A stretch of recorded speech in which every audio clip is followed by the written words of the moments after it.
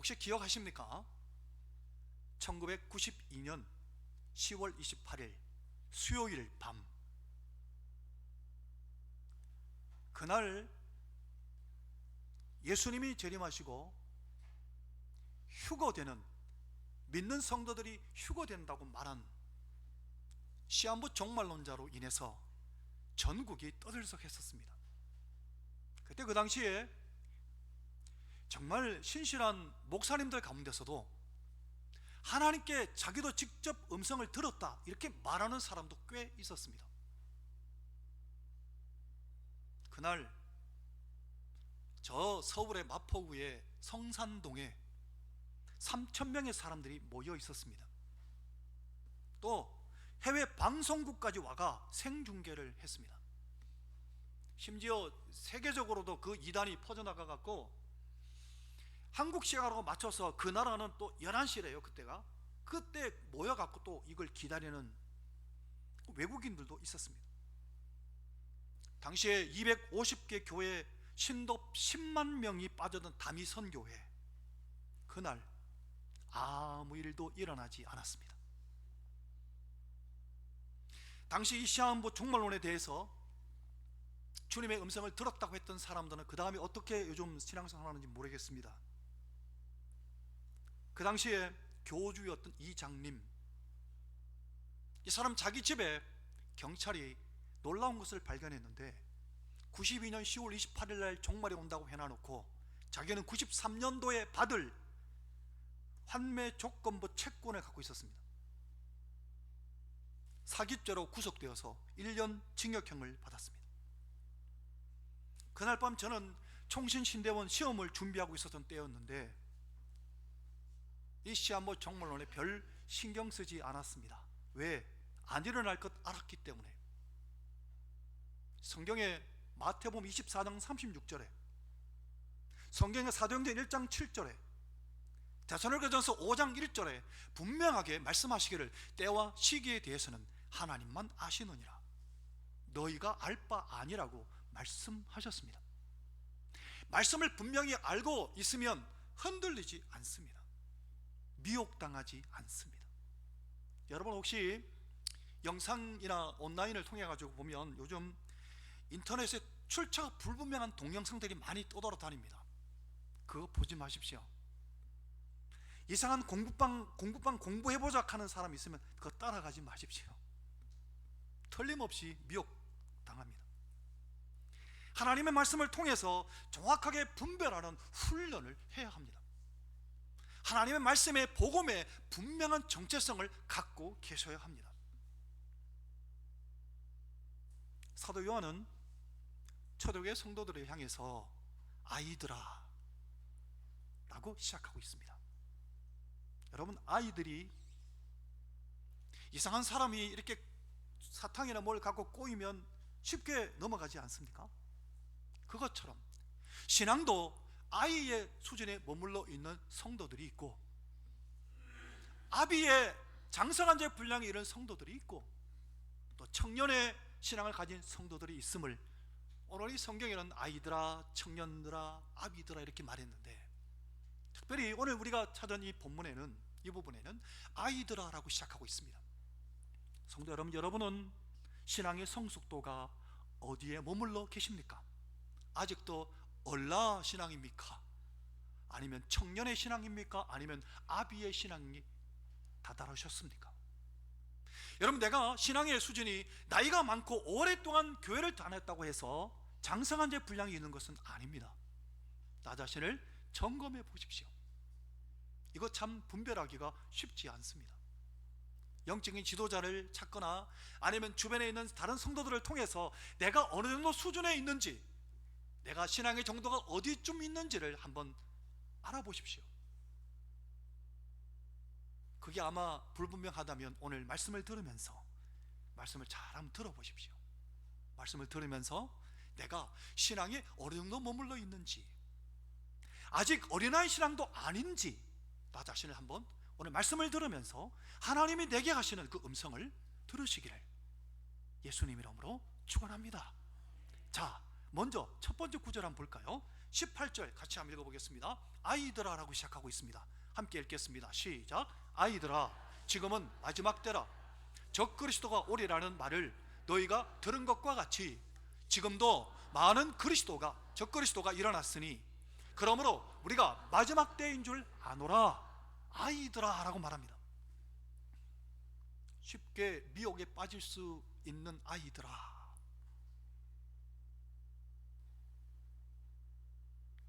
이 성경이 기록될 그 당시에도 박해와 핍박보다 더 무서운 게 뭐냐?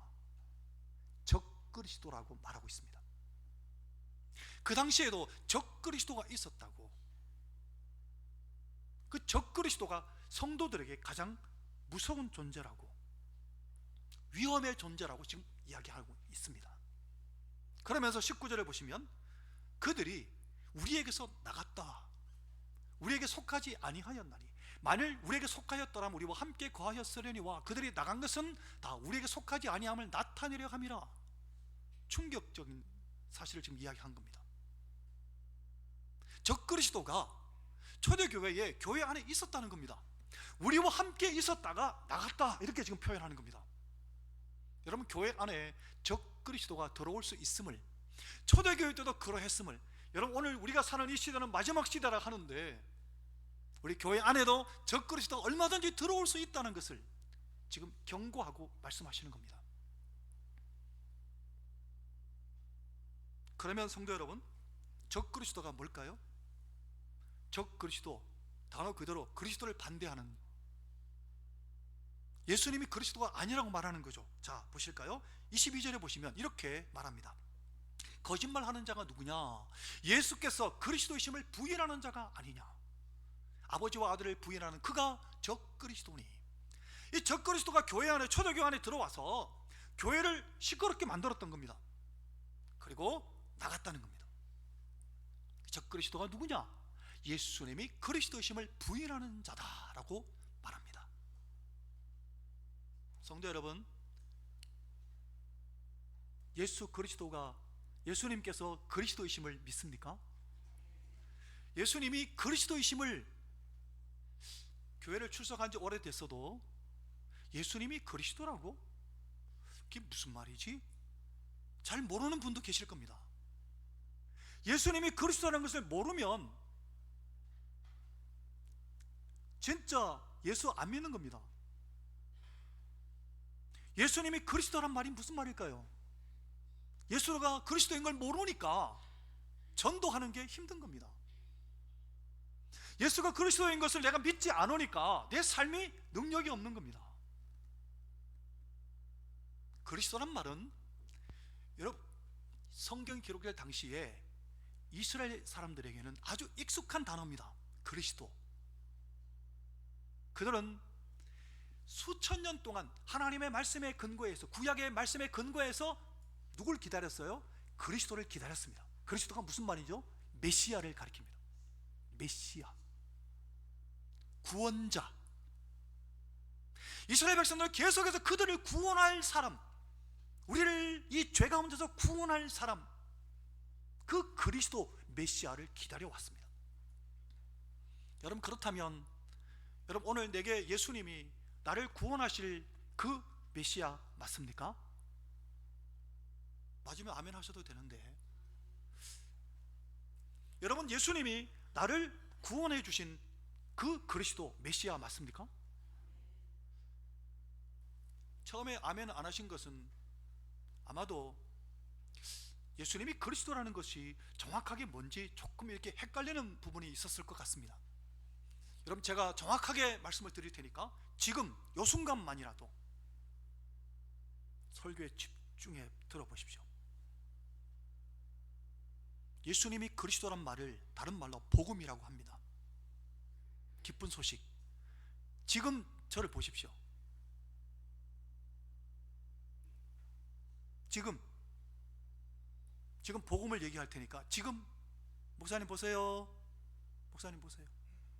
지금 제일 중요한 순간이에요. 지금 보세요.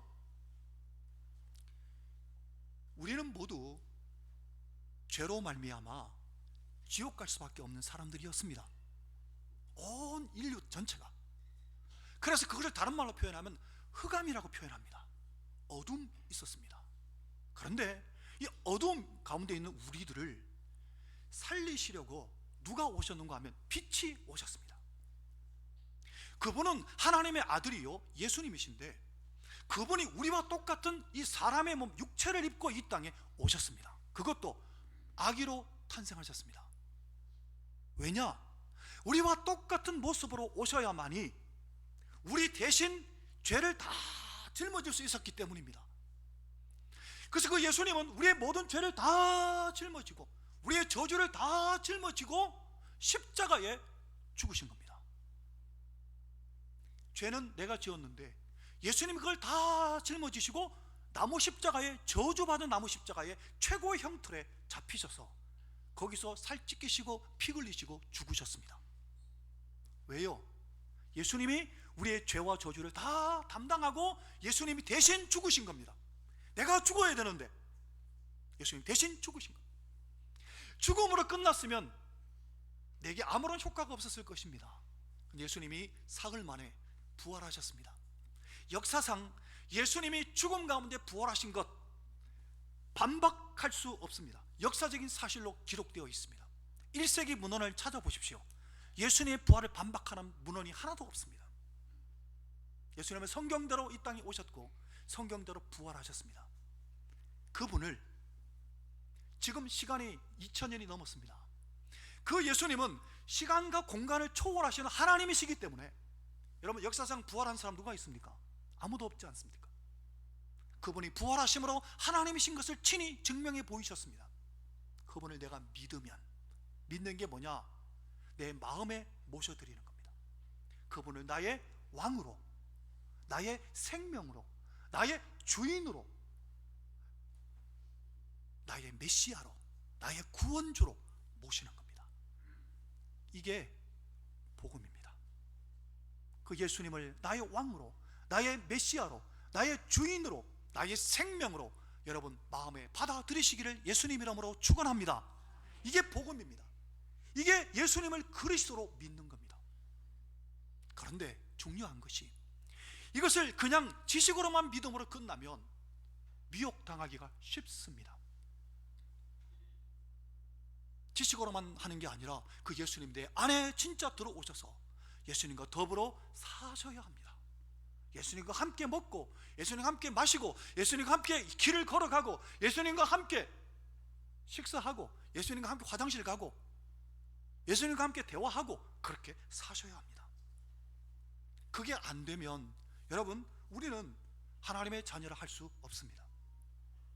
지금 마지막 때이기 때문에 미혹해 하는 세력들이 엄청나게 많이 흥행하고 있습니다. 교회 안에도 많이 들어오고 있습니다. 이때 우리는 어떻게 해야 되겠습니까? 하나님 말씀에 바로 붙잡혀 서 있어야 됩니다. 여러분 역사상 예수님이 그리스도라고 제일 처음 고백한 사람이 누군지 아십니까? 베드로입니다. 베드로가 제일 처음 주는 그리스도시요 살아계신 하나님의 아들이라고 고백했습니다. 예수님이 그리스도인 걸 처음으로 고백했습니다. 그런데 놀라운 것은 그날 베드로가 예수님에게 책망을 받았습니다. 사탄아 내 뒤로 물러가라. 여러분 예수님이 그리스도라고 고백하는 것만으로 우리는 구원받을 수 없습니다. 예수님과 더불어 함께 살아야 합니다. 나중에 베드로가 성령의 충만함을 입고 예수님과 더불어 살아가는 그 모습들을 오늘 오후 예배 때 한번 보시겠습니다. 자세하게. 오늘 성경 한 구절 보여드릴게요. 디도서를 보면 이런 말씀이 나옵니다. 같이 한번 읽어보겠습니다. 디도서 1장 16절에 보면 그들이 시작, 그들이 하나님을 시인하나 행위로는 부인하니 가증한 자요 복종하지 아니하는 자요 모든 선한 일을 버리는 자니라. 여러분 예수님이 나의 주님으로, 나의 구주로, 나의 그리스도로 영접하셨습니까? 그런데 내 삶은 그렇지 않지 않습니까? 나 혼자 있을 때 예수님이 나의 주인입니까? 여러분 혼자 있으실 때 예수님이 나의 주인이십니까? 예수님은 이것을 뭐라고 표현했는가 하면 마태복음 산상수훈의 마지막 부분에 예수님 이런 얘기를 하셨습니다. 마태복음 7장 22절 23절에 보면 그날에 많은 사람이 나더러 주여 주여 우리가 주의 이름으로 선지자 노릇하며 주의 이름으로 귀신을 쫓아내며 주의 이름으로 많은 권능을 행하지 아니하였나이까 하리라. 예수님 말씀하신 겁니다. 여러분, 이 사람들은 겉으로 보기에 칭찬받을 만한 사람들 아니었겠습니까? 그런데 이러한 사람들조차도 23절에 예수님 이렇게 말씀하셨습니다. 같이 읽어보겠습니다. 그때에 시작. 그때에 내가 그들에게 밝히 말하되 내가 너희를 도무지 알지 못하니 불법을 행하는 자들아 내게서 떠나가라 하리라. 여러분, 지식으로만 예수님 알고 내 삶은 전혀 아닐 때 천국 못 갑니다. 불법을 행하는 자들아, 예수의 이름으로 능력도 행하고 예수의 이름으로 귀신도 쫓아냈대요. 얼마나 대단합니까? 그런데 예수님 뭐라고 하십니까? 나는 도무지 너를 알지 못한다. 예수님과 같이 살아봤어야 알죠. 예수님하고 더불어 살지 않으니까 예수님은 모르시는 거예요. 어떻게 예수님이 그리스도라고 고백하면서 예수님과 함께 더불어 살지 못할 수 있을까요? 그럴 수 있습니다. 요한복음에 보면 예수님이 이 얘기를 하셨습니다. 요한복음 8장에 보면 예수님이 44절에 이렇게 말씀하셨습니다. 너희는 그 당시에 종교의 지도자를 향해서 하신 말씀인데 너희 아비에게서 났으니 아비 마귀에게서 났으니 너희 아비의 욕심대로 너희도 행하고자 하느니라. 그런 처음부터 살인한 자와 진리가 그 속에 없으므로 진리에 서지 못하고 거짓을 말할 때마다 제 것으로 말하나니 이는 그가 거짓말쟁이요 거짓의 아비가 되었습니다. 성도 여러분, 거짓말이 큰 죄가 아니라고 생각하십니까? 거짓의 아비가 누구라고요? 마귀입니다. 마귀의 정체는 거짓의 아비입니다.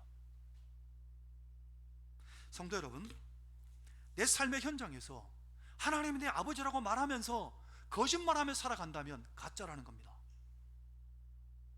예수님이 나의 구주라고 내 그리스도라고 고백하고 내 안에 계십니다라고 말하면서 내 삶은 늘 거짓말하며 살아간다면 예수님이 함께하지 않는 증거라는 겁니다. 두 번째 증거, 예수님이 내 그리스도로 고백하면서 형제와 옆에 있는 형제와 자매를 사랑하지 않는 사람들도 마찬가지입니다. 여러분, 내가 내 삶에 예수님이 나와 함께 하시는가 안 하시는가를 점검해 보려면 이걸 보면 알 수 있습니다. 오늘 본문의 11절을 보시면 이렇게 기록하고 있습니다. 그의 형제를 미워하는 자는 어둠에 있고.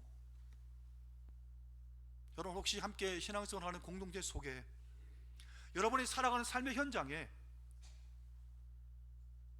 혹시 미워하는 사람이 있습니까? 그러면 여러분이 어둠에 있는 겁니다.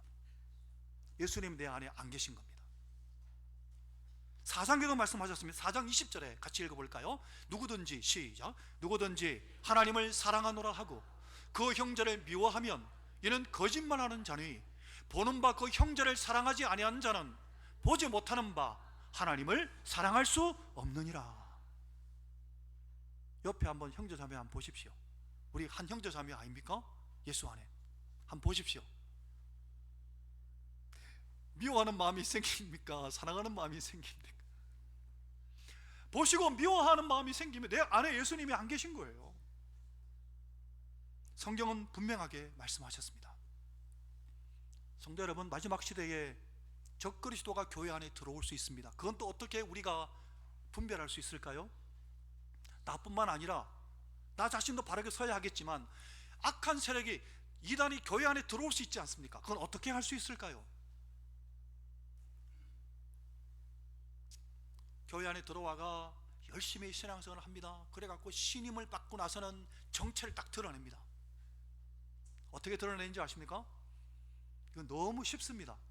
이단과 또 교회를 어지럽히는 무리가 적그리스도 들어오는 것을 어떻게 분별하는지 아주 쉽습니다. 방법을 가르쳐 드리겠습니다. 고린도전서 12장에 보면 이렇게 기록하고 있습니다. 한번 볼까요? 고린도전서 12장에 보면 이제 지체는 많으나 몸은 하나라. 눈이 손더러 내가 너를 쓸데없다 하거나 또는 머리가 발더러 내가 너를 쓸데없다 하지 못하리라.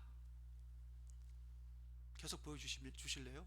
몸 가운데서 분쟁이 없고 오직 여러 지체가 서로 같이 돌보게 하셨느니라. 27절 같이 읽어보겠습니다. 너희는 시작. 너희는 그리스도의 몸이요 지체의 각 부분이라. 여러분, 우리는 교회는 그리스도의 몸입니다. 우리는 그리스도의 몸으로 우리 앞에 있는 우리 김춘하 장로님, 도시촌 장로님, 김희태 장로님, 우리 김덕웅 장로님, 우리 장로님, 김영도 집사님, 우리가 다 예수님의 몸이요, 우리가 지체들입니다. 어떤 사람은 눈이고, 어떤 사람은 귀고, 어떤 사람은 코고, 어떤 사람은 발이고, 어떤 사람은 손이고, 우리는 한 지체인데 눈이 발 보고 야, 너 쓸데없다, 이게 이단과 적그리스도를 분별하는 방법입니다. 교회 안에 들어와 갖고 신뢰를 받고 나서는 은근히 계속해서 목사를 비판합니다. 어느 장로를 또 비판합니다. 어느 집사를 다 비판하고, 어느 권사를 다 비판하고, 탁 콕 집어갖고 막 부정적인 이야기를 계속 쏟아놓습니다. 그 사람 이단입니다. 속아내십시오. 같이 옆에 있지 마세요. 그리스도 안에 우리는 한 몸이 한 지체인데 서로가 서로를, 손이 발을 너 쓸데없다 하면 되겠습니까? 같은 지체인데. 아주 위험한 사람입니다. 마귀가 그 속에 있는 겁니다. 미혹당하지 마십시오. 그래서 우리는 예수 그리스도 안에 한 몸이기 때문에 우리는 서로가 서로를 격려하고 세워주고 사랑하고 그렇게 함께 하나님 나라 세워가야 하는 겁니다.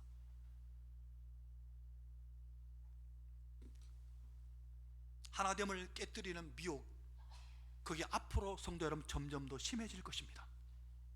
교회 안에 그런 세력들이 들어올 것입니다. 그때 잘 분별하십시오. 말씀드렸죠? 딱 한 가지, 하나됨을 해치는 사람 분별하시기를 바랍니다. 분별하시기를 예수님 이름으로 축원합니다. 자, 그 다음 20절을 볼까요? 20절에 보시면 너희는 거룩하신 자에게서 기름 부음을 받고 모든 것을 안다.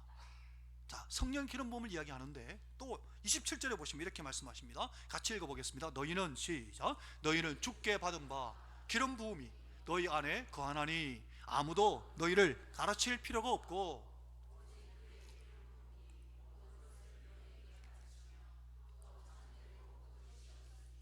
너희를 가르치신 그대로 주 안에 거하라.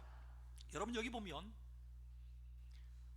나는 다 알아, 아무도 나한테 가르칠 필요가 없어 라고 교만에 빠지라고 하는 말씀일까요? 이 말씀은 그 말씀이 아닙니다. 여러분, 마지막 때가 되면 나 혼자 있을 수 있습니다. 가정에 들어갔는데 아무도 예수 안 믿고 나 혼자 믿을 수 있습니다. 직장에 들어갔는데 아무도 예수를 안 믿고 나 혼자 예수를 믿는 사람일 수 있습니다. 또 직장에 들어갔는데 예수 믿는다고 하면서 바르게 예수 믿지 않는 사람들 가운데서 있을 수 있습니다.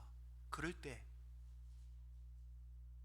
사람들에게 물어보고 이 모양 저 모양 흔들리지 말라, 이 말씀입니다. 내 안에 예수님이 계시니까, 나와 친밀하게 살고 계시는 그 예수님이 내 안에 계시니까, 성령이 내 안에 계시니까, 성령이 가르쳐 줄 것이니까 두려워하지 말라는 겁니다. 이 얘기를 오늘 주님이 우리에게 하시는 겁니다. 사랑하는 성도 여러분, 그렇다면 예수님 내 안에 친밀하게 계셔서 내게 말씀하신다면 어떤 일이 벌어질까요? 다시 예수님 하신 말씀 볼까요? 마태복음 7장 23절. 그때 내가 그들에게 밝히 말하되 내가 너희를 도무지 알지 못하니 불법을 행하는 자들아. 이게 아니라 뒤집어 예수님 말씀하시겠죠? 그래, 내가 너를 너무나 잘 아노라. 내가 너를 너무나 잘 아니까 내 안에 살았던 너, 바로 내 안에 거해라. 내 안에 함께 거했던 너는 천국에 들어가리라. 이렇게 말씀하지 않으시겠습니까? 여러분, 믿음으로 살아간다는 것은 예수 그리스도께서 나의 구주라고 하는 것을 지식으로만 아는 게 아니라 내가 직접 경험하고 체험하고 예수님 안에 들어가는 겁니다. 이걸 고린도전서에 이렇게 표현했습니다. 고린도서 12장 3절에 보면 그러므로 내가 너에게 알리노니 하나님의 영으로 말하는 자는 누구든지 예수를 저주할 자라 하지 아니하고 성령으로 아니하거나 누구든지 예수를 주시라 할 수 없느니라. 여러분, 예수님이 나의 주님이십니까? 이미 성령이 내 안에 오셨습니다. 그 성령께 기도하십시오. 성령 하나님, 내 안에 믿음을 더하시고 나와 함께 하여 주시고 내 모든 이 문제 저 문제 다 들어주시고 해결해 주십시오. 기도하라는 겁니다. 여러분, 아직도 예수님이 내 구주이심을, 그리스도이심을 안 믿어지는 분이 혹시 지금 이곳에 계십니까? 그렇다면 성령께 기도하십시오. 내게 믿음을 주십시오. 성령 하나님 내 안에 오시고 예수님 내 안에 오셔서 나와 함께 살아갔으면 좋겠습니다 라고 기도해 보십시오. 그러면 예수님이 내 안에 오셔서 나를 자라가게 하십니다. 목사님, 그러면 어떻게 하면 예수님이 내 안에 거할 수 있을까요? 내가 어떻게 하면 예수님 안에 들어가 살 수 있을까요? 오늘 본문의 27절 28절에 보면 이렇게 말씀하셨습니다. 너희를 가르치신 그대로 주 안에 거하라. 자녀들아 이제 그의 안에 거하라. 목사님, 그럼 어떻게 그의 안에 거할까요? 어떻게 내가 예수님 안에 거할까요? 좀 가르쳐 주세요. 예, 가르쳐 드릴게요. 오늘 본문의 24절에 너무나 분명하고 정확하게 말씀해 주셨습니다. 같이 힘차게 한번 읽어보겠습니다. 너희는, 시작, 너희는 처음부터 들은 것을 너희 안에 거하게 하라. 처음부터 들은 것이 너희 안에 거하면 너희가 아들과 아버지 안에 거하리라. 아멘. 처음부터 들은 것이 뭘까요? 복음입니다. 예수님이 처음부터 말씀하신 것, 베드로가, 바울이 이 성경에서 믿음의 선배들이 처음부터 말한 것, 그게 뭡니까? 예수님이 그리스도라는 겁니다. 예수님이 나의 주님이요, 예수님이 나의 생명이요, 예수님이 나의 왕이요, 예수님이 나의 구세주라는 것, 이게 이 복음. 그분은 하나님이신데 그분이 나를 살리려고 이 땅에 오셔서 십자가에 죽으셨고 부활하셨다는 것, 이게 복음이요. 이것을 내 안에 거하게 하라는 겁니다. 이 예수 그리스도 복음을 내 안에 거하게 해라. 그게 예수님이 너희 안에 거하는 것이다 라고 말씀하시는 겁니다. 사랑하는 성도 여러분, 이 복음을 내 안에 소유하고 내 마음에 새겨서 예수님이 내 안에 거하시는 이 역사들을 경험하고 누리며 살아가시기를 예수님 이름으로 축원합니다. 그러면 거룩한 사람이 되는 겁니다. 이것을 스폴전 목사님이 이렇게 표현했습니다. 예수님이 우리 안에 거하셔서 우리가 거룩한 사람이 되면 어떤 일이 벌어지느냐? 그 사람이 입은 옷은 거룩한 옷 성의가 되고, 그 사람이 먹는 음식은 성찬이 되고, 그 사람이 사는 집은 성전이 되고, 그 사람이 하는 일이 성직이 된다 라고 스폴전 목사님이 이야기했습니다. 아직도 뭔가 좀 시원찮습니까? 하나 더 말씀드릴게요. 여러분, 우리가 누군가를 이렇게 계속 바라보면 내가 이렇게 바라보는 모습이 내 눈동자에, 그 사람의 모습이 내 눈동자에 딱 찍힙니다. 제가 지금 김천환 의원님 딱 계속 보고 있잖아요. 그러면 제 눈동자에 옆에 최성일 집사 옆에서 보면 눈동자에 김천환 의원님이 딱 찍혀 있습니다. 안 보여요? 멀어서? 그것처럼 내가 예수님을 계속 바라보면 내 눈동자에, 내 삶에 예수님이 보이는 겁니다. 이게 예수님과 더불어 살아가는 겁니다. 이 은혜가 우리에게 있기를 예수님 이름으로 축원합니다. 우리 찬송하고 기도하겠습니다.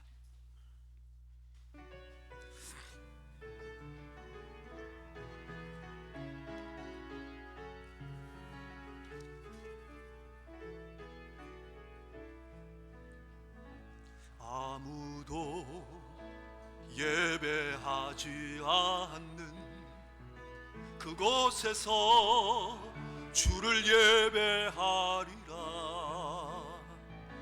아무도 찬양하지 않는 그곳에서 나 주를 찬양하리라. 아무도, 누구도 헌신하지 않는 그곳에서 주께 헌신하리라. 누구도 증거하지 않는 그곳에서 나 주를 증거하리라. 내가 밟는 모든 땅 주를 예배하게 하소서. 주의 보혈로 덮어지게 하소서. 내가 선이고 주의 거룩한 곳 되게 하소서. 주의 향기로 물들이 내가 밟는 모든 땅 손을 들고 내가 밟는 모든 땅 주를 예배하게 하소서. 주의 보혈로 덮어지게 하소서. 내가 선이고 주의 거룩한 곳 되게 하소서. 주의 향기로 물들이소서. 손을 든 채로 기도하겠습니다. 저 북한의 지하교회에 그리고 감옥에 있는 또 병상에 있는 또 이 시간에 온라인으로 예배 드릴 수밖에 없는 상황에 있는 또 외국에 나가 있는 우리의 지체들, 하나님 예배가 얼마나 사모되겠습니까? 오늘 우리는 함께 예배할 수 있음이 얼마나 감사한지, 예배하고 싶어도 예배할 수